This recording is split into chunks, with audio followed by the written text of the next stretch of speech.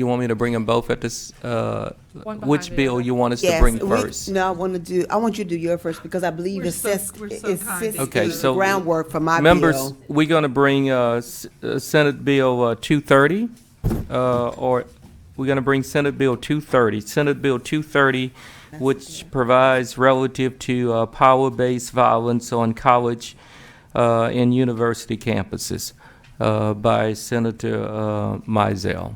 Senator Mizell. I'm with them today. Thank you, Mr. Chairman. Unity is a beautiful thing. And, and thinking on that, I'd shared with you that we were going to be together to present our bills. This is what we're trying to do for the students at our college campuses, is to let them know somebody's supporting them and has their back. So that's the whole point of our being here. Senate Bill 230 came about as a revamp of Act 172 from Honorable Senator Morrell, who worked hard and had a beautiful effort on Act 172. Sadly, loopholes were found within the bill that allowed some college campuses to do less than what was intended with that bill. If you'd rather, I could go into the bill, or I have an amendment that is a pretty heavy amendment that you may want to have for the members. It's a staff amendment. Okay, you want to, why don't we bring up your amendment now? Okay. I've got to tell you, we've got the most awesome staff ever. Cheryl rocks. You rock. Yes. She actually, and I just want to share this. This is the level of engagement on what we're trying to do here. Watched the select committee testimony in order to find where the loopholes were. So this bill is not just a hypothetical solution. It's an actual solution based on what we've learned from testimony of students and what was lacking in the presentations of our universities. The amendment expands the definitions of employee. It adds the definitions for confidential advisor and Title IX coordinator. It updates the definition of power-based violence. The previous bill referred to sexual assault and harassment, and the more encompassing term is the power-based violence. It matches Senator Barrow's bill. It aligns the definitions with the requirements of Title IX. It refers to Louisiana criminal law, and it specifies some of the issues that came before that select committee. The amendments also require responsible employees to report acts of retaliation to the Title IX coordinator, to report.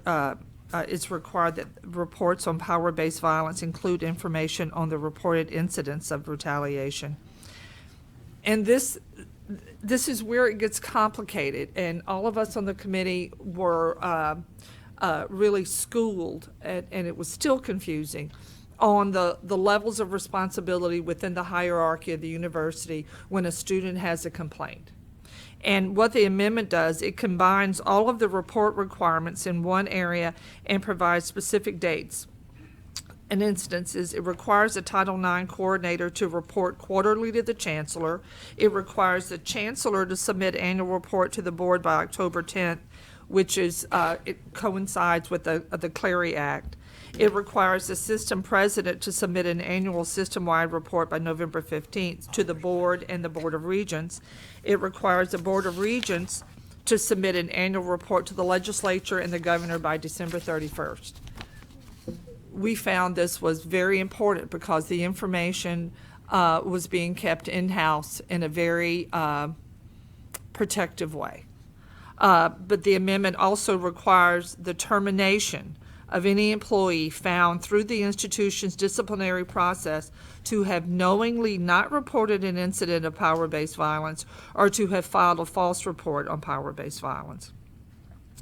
It includes items from HB 409, which is Representative Freeman's bill on the House side, so that we're interlocking what we're doing here. And it provides the alleged victim access to the reports. It requires input from the victim advocacy groups in the process of establishing policies, and for the institutions to work to maximize the participation of students in the surveys that the universities asked for. It clarifies both employees and students cannot be retaliated against. Also, it clarifies what constitutes retaliation. It requires memorandums of understanding to be reviewed annually by the Chancellor and the Title IX Coordinator and the Executive Officer of the Criminal Justice Agency in the MOU. Currently, there were verbal MOUs. It requires the management boards institute policies that conform with the policy of the Board of Regents on power-based violence. It requires the management board policies to require institutions to do certain items that are in the bill, such as have confidential advisors. It requires confidential advisors to be trained on power-based violence, trauma-informed interactions, Title IX requirements, relevant state laws, and resources for victims prior to being designated as a confidential advisor. Requires annual training of confidential advisors and all responsible employees. It provides that the Board of Regents shall have the training developed and the updated training by January 1st of next year, and consult with victims groups in order to update that training. It clarifies the language requiring institutions communicating with each other regarding students who have a complaint against them for power-based violence. And if I can give you the relevance of that, currently, unless there is a pending disciplinary action, a student can do something that involves a Title IX complaint at one school, and unless there is a pending disciplinary action, he can transfer to another school with no consequences. This would not allow that. If there is a complaint against a student, no transcript is sent to a forwarding school. And then it makes technical corrections to the legislation regarding Title IX. That's basically what the amendments do. So, I mean, and that is an extension of the bill, but I'd like to put the amendments in the record, if you would. All right, any objections to the adoption of the amendments? Here are no objections to the adoptions of the amendment. The amendment stands adopted. Thank you. Thank you. And the bill basically encompasses everything that I was just discussing in the amendments, and the amendments sort of put the bill in a posture where the definitions match the discussion. It clarifies a lot of the training process, everything, but that's an extension of what the bill does. I would say, just based on what we learned in the Senate Select Committee, the intention of the bill was to cover the gaps, and those gaps that were made very clear to us was the lack of a memorandum of understanding between law enforcement and the institutions. There was no clear path delineated for students to report a complaint. There was no clear reporting process within the administration. There was no oversight on the reports that were received or in the disciplinary process to students or employees. There was no training that was defined, and there was no verification of the training. It was just a recommended idea. And what it clearly does is give better definition to the job titles and responsibilities that were not aligned. I don't know. Did any of you all watch Select Committee? You did? Yes. Thank you. Thank you. Thank you. I think it's very clear. There's 3 women sitting here. This is not a woman's issue. No. This is not this is a humanity issue. And until we put a weight on the way our students are treated and their comfort of walking across campus, all the programs in the world aren't going to matter. We've got to put a value on the security of our students, and I think this is the effort you see in place as a result of the testimony heard in the Select Committee. And I want to thank Senator Morrell for his input. his intentions with Act 172 were exactly what we're reinforcing today. I think we thought a may would have done it, and I think it's going to take a shall. And I think that's what we're here to do today, is to bring about a shall. So, thank you, Mr. Chairman. Thank you. Thank you, Mr. Chairman. Thank you. Senator Barrow. Yes, thank you, Mr. Chairman. Thank you, committee, and I want to thank you to our pro tem and to all the women, Senator Jackson, who served on the select committee and who were there for the meeting, for the marathon meetings that we had without really no break. Some of the women actually got up in between and went and got something to eat and came back, but they never missed a beat of what was being testified. And as you guys know, this all came about as a result of the findings from the Hush Blackwell report that came through or was reported by USA Today. And as a result, we began to look into the matter to see what transpired, what happened after reading the report and receiving information from the university, from LSU. Now, while this report was regarding LSU, what we do know is this behavior is not only for LSU. While we cannot legislate hearts, what we can do is legislate behaviors. And so we want to address the culture that has existed way too long in a way that has not been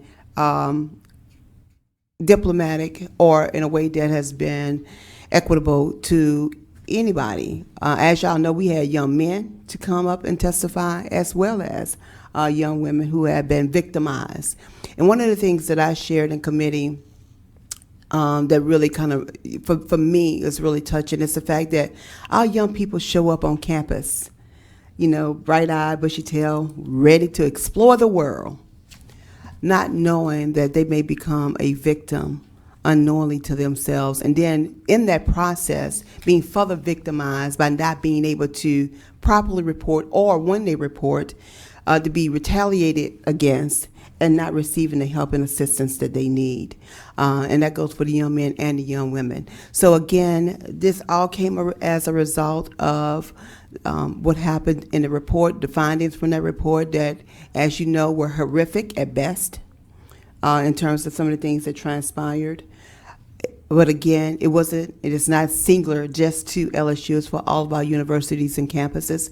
I will also like to acknowledge the fact that our superintendent, Commissioner Kim Hunter-Reid, also attended all of those hearings.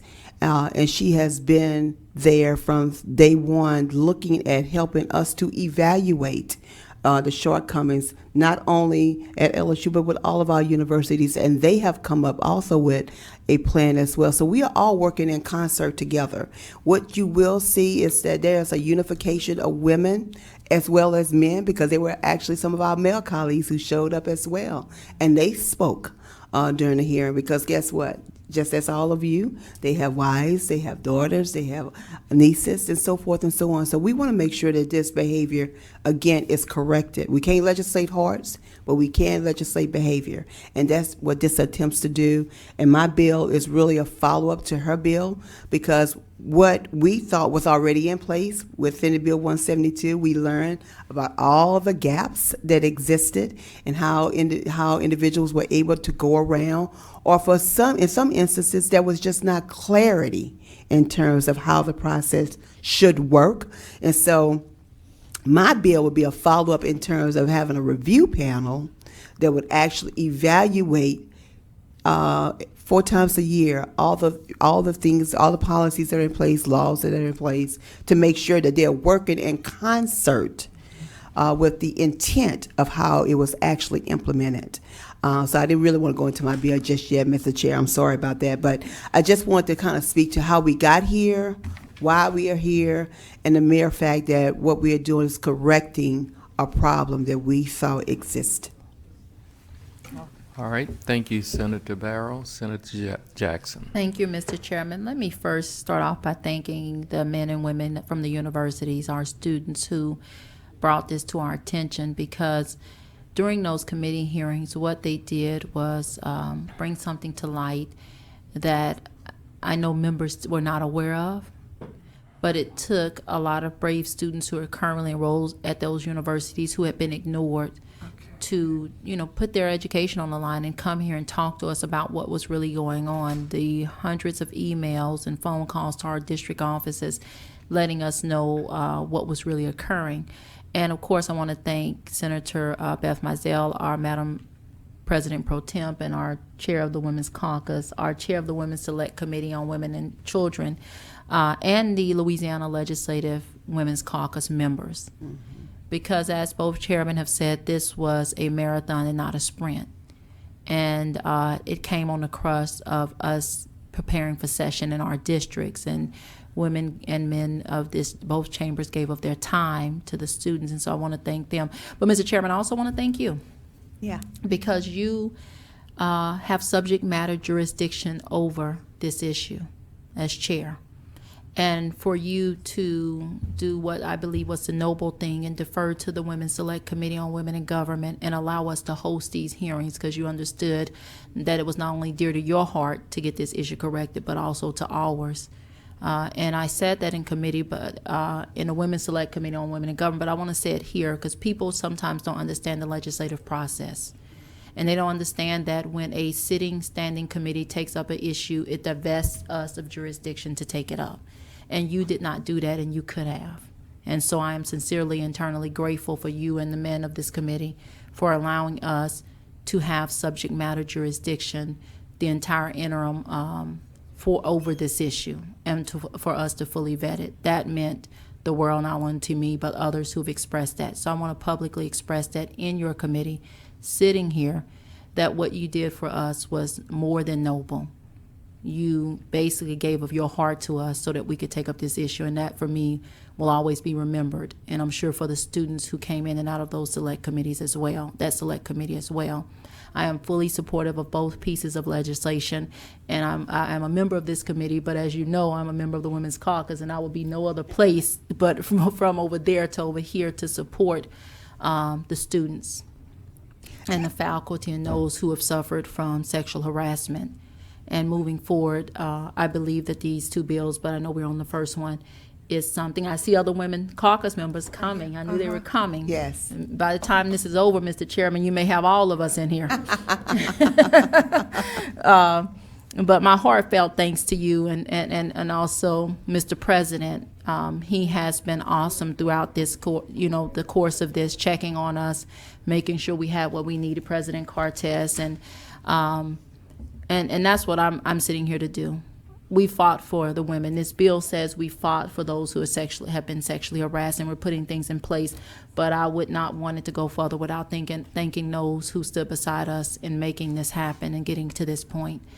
I know that there are students all over the state of Louisiana right now that are watching this and wondering all this time for months whether the legislature was going to do something for them as we promised.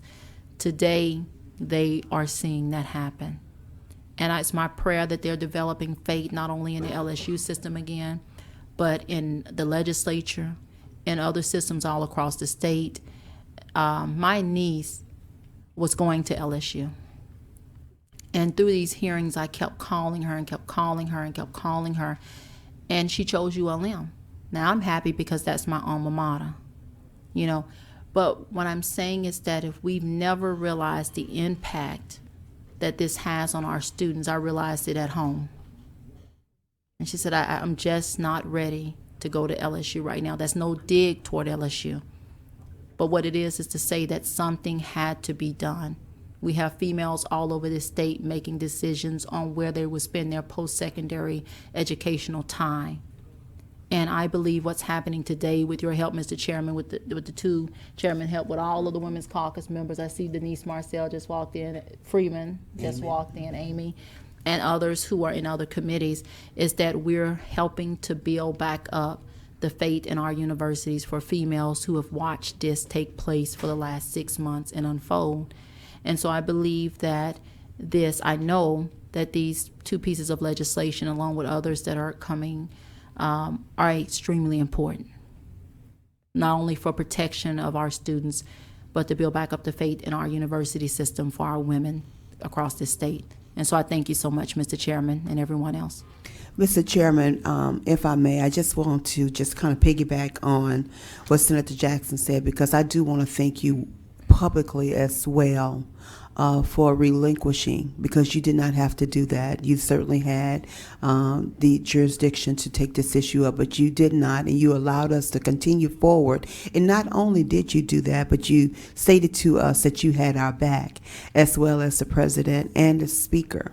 And so I do want to thank all of you. I want to thank the leadership for not only allowing us to move forward once we began this process, but also letting us know that you had our back through the process and that you were there every step of the way to assist us. I failed to say that. I'm glad you said that, Senator Jackson. But this has not been just the effort of one person. It has been the collective effort of all of us working to ensure that we are making our systems better. At the end of the day, you spoke to something that's to me, the most valuable part of it all, and that's our students. And how do we make sure that they feel safe and comfortable when they leave our home to go to school to further their education? And this is what that does. Thank you. All right. Thank you all very much. I see y'all have representative colleagues before we Paula Davis, too. Let me get up and let them speak. before we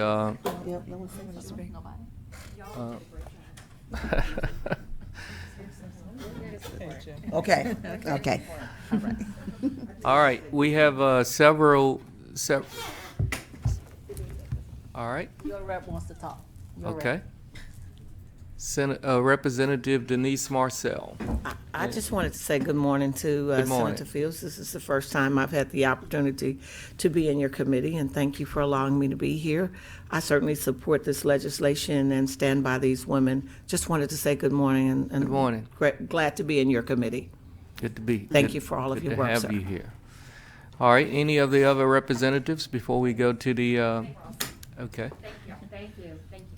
All right, we have several members of the public who wish to be heard. We have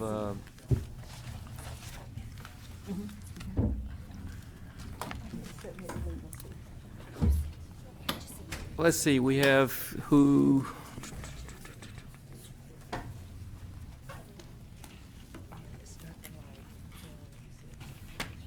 Kim Hunter-Reed, who wish to provide information, and we have Tom Galligan, who wish to speak, provide information.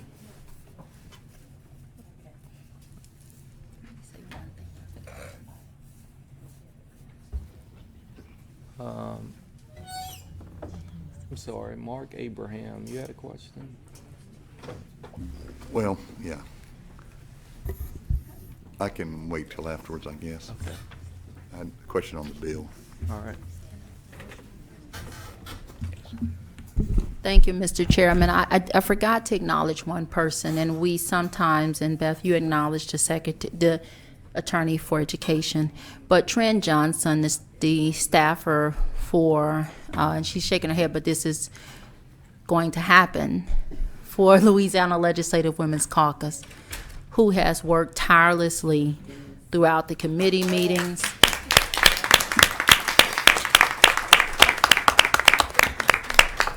I truly want to thank you and your staff, because you told us 50 times, if you have a concern, put it on Google Doc. And I was one of the members that kept texting you every morning. I would get like Alzheimer's and forget that you had a format. And you were always kind and soft about it, but keeping us together, keeping us informed.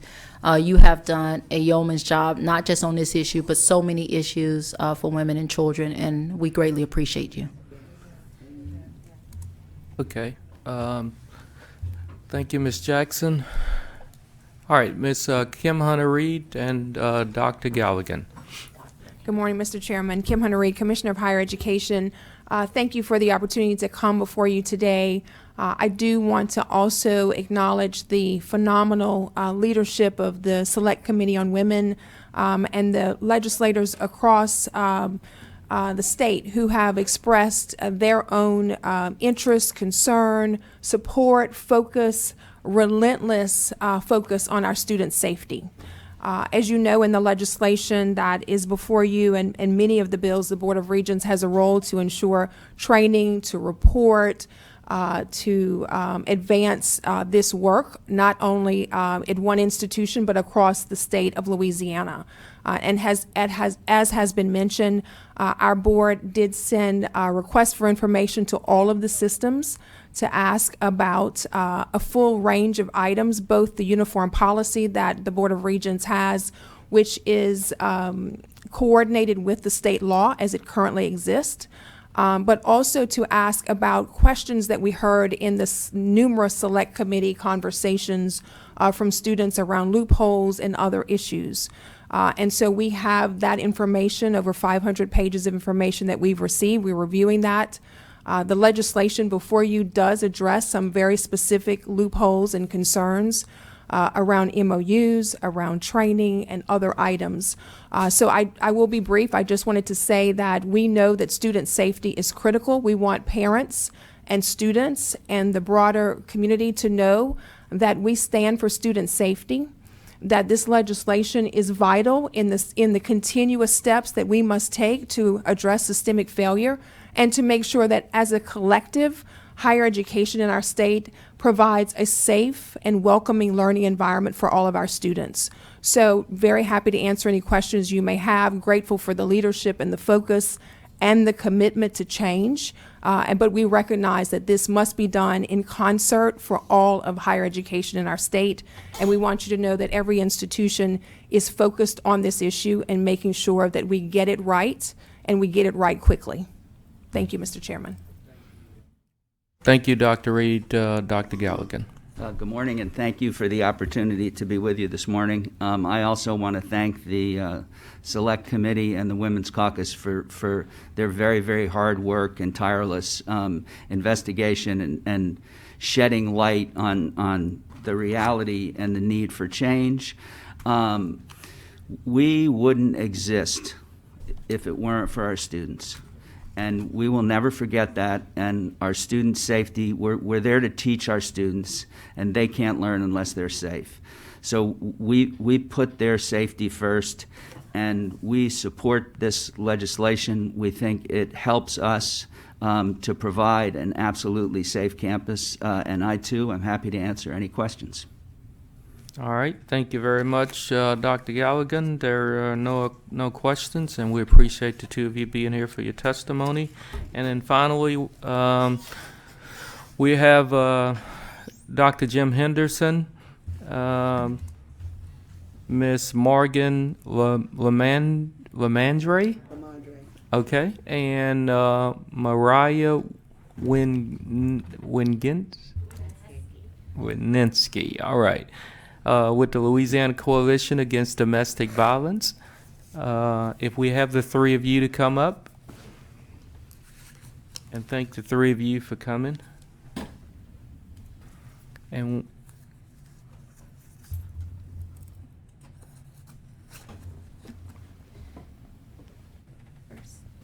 Go first. And please identify yourself.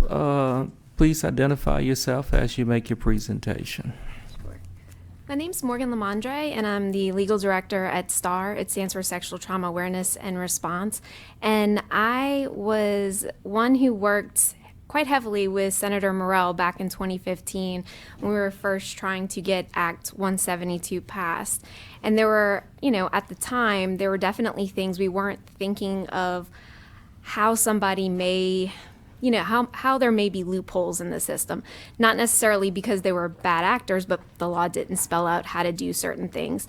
And so I was also at all of the marathons of Senate Select Committee hearings, and I appreciate all the work that has been done on this, and for once, it seems like so many people actually really want to do something about this.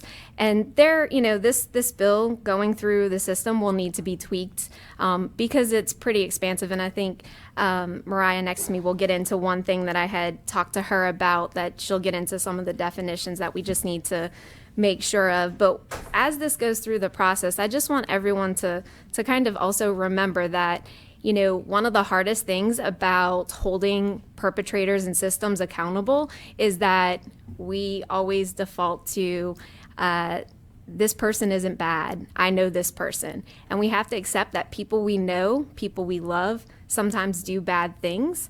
And all people need to be held accountable. And so that is one way to support survivors. And I think moving forward, just hopefully everyone does pay attention to what everyone's saying and really truly listens to everyone who is coming to this table to provide input. And that's all I have to say. Well, thank you very much for your testimony. Good morning. Please identify yourself for the record. Yes, my name is Mariah Wineski. I'm the Executive Director of the Louisiana Coalition Against Domestic Violence. We are the statewide network of domestic violence advocacy organizations. So we are strongly in support of this bill. Obviously, we think it's vitally important to the safety of young people in Louisiana. And again, I want to express my gratitude to everybody who has done so much work on this bill. The only thing that I want to bring up today, and it's very brief, because I could go on and on about why we support it and how much we love it, right? But the one thing I want to speak to is the importance of keeping the definitions of domestic abuse consistent throughout the Civil Code. And I do think that the amendment, when the bill is amended, as proposed today, that it does make some changes there. But I wanted to make you all aware that there is a bill that has already passed the House and is now pending Senate Judiciary A. It's House Bill 159 by Melinda White, Representative White. It's a Law Institute bill, and it's the culmination of about 3 years worth of research and work to create a consistent definition of domestic abuse throughout the Civil Code. And so in order for this bill to be consistent with that definition, the definitions section in the bill as amended, so 5A would need to say dating violence and then reference RS 46-2132-3. And then 5B would need to say domestic abuse, and it would reference RS 46-2132-4. And I know that's really technical, but I just wanted to bring it to y'all's attention. We're hoping to avoid having to come back next year because there's a slight conflict. So as two bills are kind of moving forward simultaneously, and I don't know if that change would need to wait until after that bill, is fully passed, and then maybe we could amend this one on the other side, something like that. But I just wanted to bring that to you all's attention so we can hopefully avoid any conflicting definitions of domestic abuse. But we are so strongly in support of this bill. We think it's just crucial and long overdue. So thank you all. Thank you very much. Mr. Chairman, my name is Jim Henderson. I'm president of the University of Louisiana System, and as a public employee, as you know, it's inappropriate for me to submit a green card in support of a bill, but I will tell you that we are 100% supportive of the concepts we have been discussing in the Select Committee and today. And I want to particularly thank both the staff and Senator Mizell for incorporating a suggestion that I brought up in committee about ensuring that the role and responsibility of the management boards is clearly articulated in the bill. This bill does a magnificent job of articulating what those responsibilities are and ensuring that we have accountability measures in place, because previously the policy environment that's created by the Board of Regents was quite good, and quite often they get held responsible, at least in public discourse, for some of the challenges that we face. And yet they don't employ a single faculty member, they don't employ a single coach or athletic director or university president or system president. Our boards do that. I'm very proud that one of our board members, Christine Russell, is here today. She's representing DAs today, and she will be, I believe, providing some comments later. But it's vitally important that the boards that manage these institutions understand that they have a fiduciary responsibility. And this bill articulates that as clear as I have ever seen. I am delighted that we've been able to work with partners like STAR and members of the committee to move our policy stance in the UL system forward. Over the last 3 years, we've done immense work in that regard, and the bill, as it's currently in its current disposition, actually aligns quite well with our existing policy we have at the UL system. We'll continue to make tweaks and improvements on that, knowing that the health and safety of students, faculty, and staff on our campus is our paramount concern. And we thank you for the opportunity to then we'll answer any questions. Right. Thank you very much, Mr. President, and thank you, ladies, as well. All right. We also have who are in support of the bill but do not wish to speak.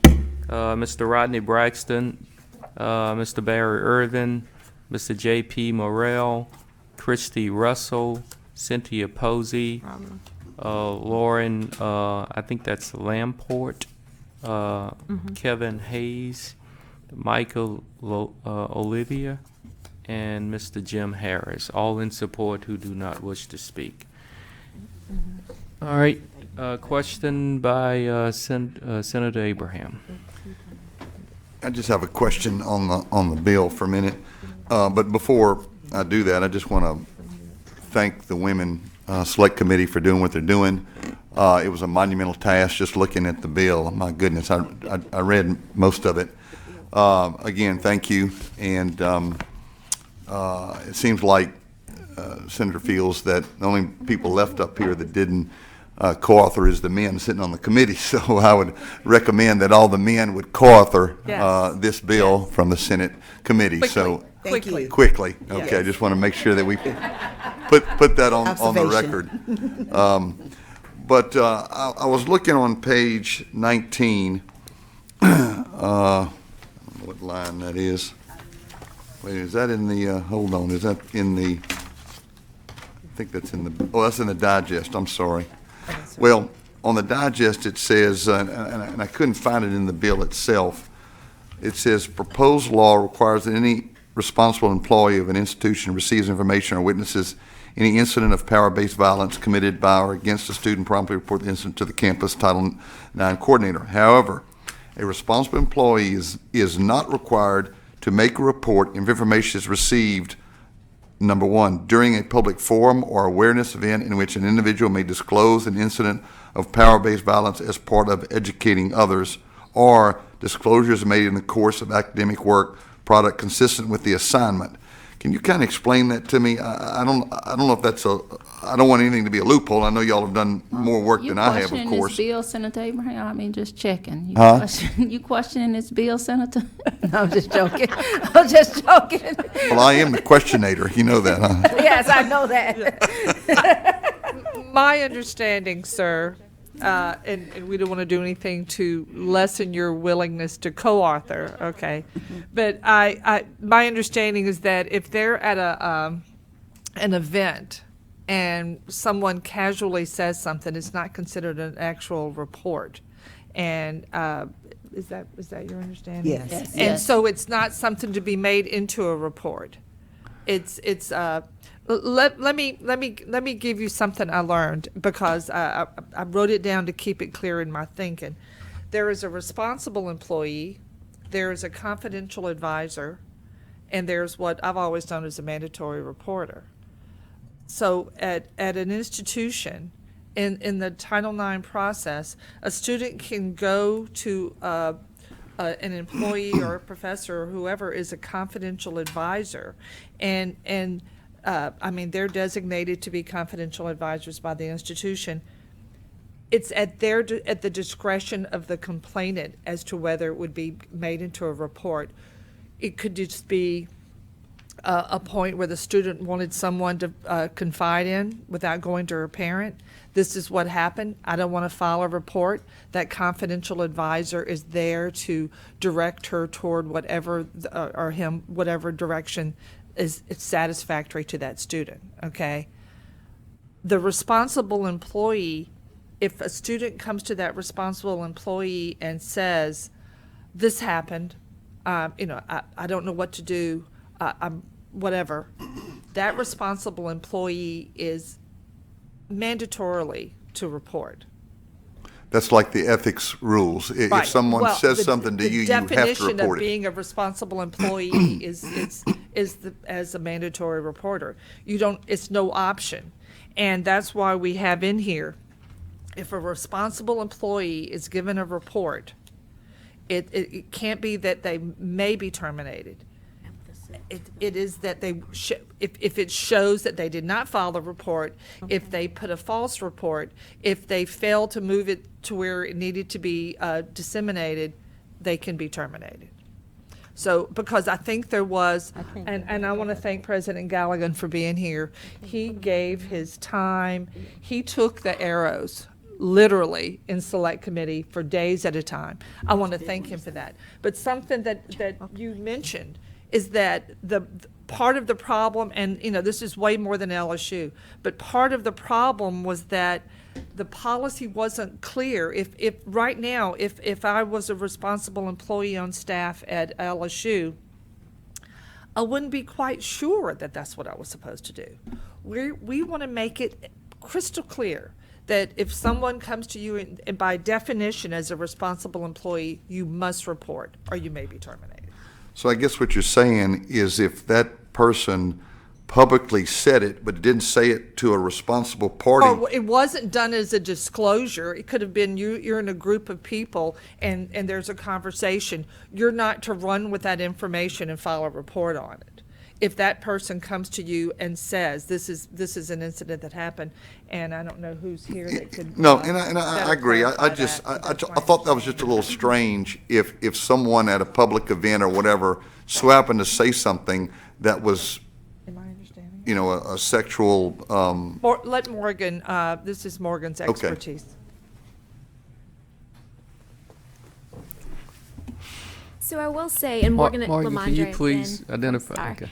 I will say that those two particular instances came from the federal regulations that basically said, because we do want survivors to not be silenced, and if they don't want to go through the reporting process, we want them to be able to go to these, speaking events and to tell their truth and all. But so those two instances are what is allowed in the federal guidelines, so we felt that it would be reasonable to have that still remain in our state policy. But she's right? Like, and I will even say, if you're in a group setting with a responsible employee, like an RA or something, and that disclosure happens, that would still trigger a report. yeah, that's different, yeah. Right, Okay. but the academic, I think she was right in that she's not writing for, if somebody's writing some sort of essay and they talk about an experience, they're not writing to their professor to make a report. They're writing for their academic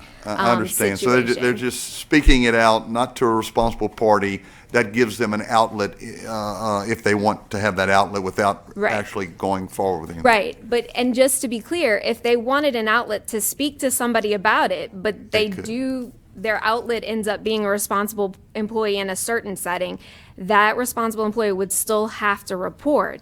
But, one of the things that would be a best practice is for every employee who's a professor put in their syllabi, like, I am a responsible employee if you disclose to me, because I think naturally there are certain professors that get these kinds of disclosures. If you are a professor in women and gender studies, if you're a professor in certain types of fields, you're going to get these disclosures, and it needs to be, so that way survivors have the option. They can choose who they want to report to, and if they know up front, okay, if I report to this person, it will trigger a report, at least they are still in control in that sense. But we still don't want them to feel like they can't ever speak. Yeah, that's a good point. It just kind of caught my eye because I thought it was a little different, but I'm glad you explained it. And just also one other clarifying point, under our children's code, we still have, and I think she talked about mandatory reporters. So the reason we wanted it to be called a responsible employee in this definition is because that really is more about, on-campus sexual misconduct. When it involves a child, it doesn't matter what it is, right? Because even on college campuses, academic officials are mandatory reporters. So if there is a child, though, on campus, it doesn't matter. This wouldn't apply. This wouldn't apply. They have to report that no matter what the instance is. This doesn't change any of our our children's code definitions of mandatory reporters for abuse and neglect, but typically college campuses don't have anybody who's under 18, typically. No. So- Well, I appreciate that explanation. Thank you. Okay. All right, thank you, Senator Abraham. One last question, Senator Mizell. I think it was Morgan who made made the suggestion of the change. Did we make the change, Jeannie? Did we make changes to the? Did our amendment cover? Domestic abuse? Yes. No. Okay, go ahead. Jeannie wasn't in here at that time, but it is a discussion that Senator Mizell has been looking into, but we have not made that change in this set of amendments. Would We you, can do it would on the you floor. like for us to, okay, you want to do it on the I'd floor? like- Yeah, Okay. yeah. All right. All right, well, members, you have heard the discussion. Did we adopt the amendment, Mr. Yes, Chairman? we Okay. adopt the amendment. You don't want to make that change now? Oh, no, I don't want to make the definition change that we're referring to. Okay. No, we can do that on the floor. All right. All right, I would like to, we'll pass a co-authored sheet around, Gail. Please. And I would like to move, Senator Mizell, is there anything else you would like to say? No, I just want to thank you for the positive attitude. And I think this is something that we can look back on. But again, we've got oversight. We're going to be able to measure from the institutions and from the students' response exactly what we've learned from this. So I just want to thank you all. I want to thank the women. All right. A group of women can be a powerful force for good. I'll just right. remind you that. All right, Senator Barrow, is there anything else you would like to say? No, I would say my comments until I get ready to do my bill, but Senator- I just appreciate you guys. Senator Jackson? I'm good, Mr. Chairman. All right. I would like to move that we report Senate Bill 230 as amended. Are there any objections? Here are no objections. That bill is reported favorable. Thank you. You're welcome. All right, now we'll take Senate Bill 232 by Senator Barrow. Establishes and provide for the power-based violence review. Senator Barrow. Yes, and so Senator Mizell just talked about the oversight. So here we go. This is the oversight. This is a follow-up, a companion. I would call it a companion bill to this piece of to 230.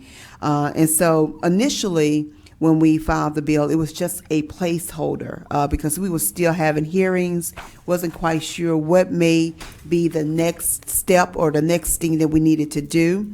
And so as a result, we just put in the first bill as a placeholder. So I do have a set of amendments, Mr. Chair, that I'd like to offer up, and I can go through what the amendments do. All right, I'll offer those amendments. So putting the bill now in its proper posture, it actually now defines what power-based violence is according to Senator Mizell's bill. Can you hold one, can the gentlelady Sure. yield for a second? Sure. Sorry, Mr. Brown, the amendments were not adopted, Mr. Chairman, you offered them. On the previous bill? He's on this bill. Okay, on this bill. Okay, Ms. Johnson, what's the question now? You offered the amendments, but they weren't adopted. On the previous, your mic is on. On this Barrow's. Yeah, we haven't adopted the amendments yet. No, okay, I'm sorry. Yeah, we discussing them. No, I just offered her amendments. All right, the gentlelady may proceed. So to put the bill now in its proper posture by offering of these amendments, first thing it does is actually clarify the definition of power-based violence. Secondly, it aligns the definitions requirements for Title IX. It requires a specific criminal law section in the bill, and then it outlines who will serve on this review panel. There were some specific issues that came before our committee that we faced as it relates to non-consensual observation, which included who should be involved. It would place the panel under the jurisdiction of the Board of Regents and staffed by the regents, and then it requires the Commissioner of Higher Education to call its first meeting by August 1st. So the last thing it does is clarify that no members will be compensated. So clearly, this really aligns with Senate Bill 230. It goes through all of the definitions. It then begins to say who will serve on this panel. And one thing that I recognize and notice, and again, I do want to thank our wonderful staff. I want to thank Mr. Gilliard, who took the concept, he was listening as well, and put the Shell bill in place. I want to thank Kenyatta Morris, Honeycutt, because a lot of things were just kind of done on the fly, and extended hours and things we didn't know to expect. And even through her own illnesses, she was there. Michael Bell, Morgan Lamondre, again, Cheryl, who just have been absolutely phenomenal, and Jeannie for all of their assistance. But then it outlines who will serve, the students who came. We took their advice into consideration to make sure that we had representation from each school system, from each system having representation from the student body. That was one of the things that we kept hearing over and over, that oftentimes when things are set up, they are not included. So all of this is a part of the bill, and the purpose is to actually evaluate the policies that we have put into place to see if they are working with the intent that they were actually set up to work in concert to work in, and then for us to come back and make recommendations, change the law, and then advise the legislature, the governor, as well, in terms of what we have recognized and noticed in terms of things that are working or are not working and need to be changed or modified. And that's simply what the bill does. And I will take any questions, and then I will yield. Let me yield to these two ladies first. I don't have any comments at this point. I mimic my comments from the first bill. Thank you, Mr. Chairman, for the opportunity, but I just want to move favorable for Senator Barrow's bill, because we talk about oversight with everything. We try to see results in here, and this is a way that without having to go through the issues that we had trying to have the select committee at the initial onset of the problem, this will immediately give us an opportunity to remedy the problem. So I want to move favorable on you. Okay. Senator Jackson? I don't have any comments. I mimic what I said at the beginning. It applies to both pieces of legislation. All right. I move the adoption of the amendments. Any objections to the adoption of the amendments? Here, no objections. The amendment stands adopted. We have several cards in support. Morgan Lamantry in support, do not wish to speak. Dr. Amber Blair in support, here to provide information. Dr. Jim Henderson in support, would like to supply information. Dr. Tom Henderson, Rodney Braxton in support. Jim Henderson in support. Cindy Posey in support. Barry Irvin in support. Avery Rifey in support. Peter Brown in support. Senator Mizell moves that the bill be reported as amended. Any objection? Here, no. I'm sorry. I'm sorry. Here, no objection. That bill is reported as amended. Is supported. Mr. All right. Chair, Yes. again, I want to thank all of you. I believe today is a historic day. I think we are sending a clear, resounding message to the students. of the universities as well as to parents to let them know that we have heard them loud and clear and that we are taking every effective measure to ensure their safety and to avoid as best possible any sexual harassment or any type of violence on our campus. So I think that we can give ourselves a hand of applause in sending that message. And then I would like to also state that we have heard our students loud and clear, and it has not stopped here. We are planning to go on campus and hear from the students to share what we have done and to hear their feedback as well as we continue to move through the process. But again, thank you so very much, and I appreciate you having our back. Thank you very much, Ms. Barrow. Now we go back to the agenda. Pass out give me I want to co-author that bill as well. Please, I would love to have co-authors.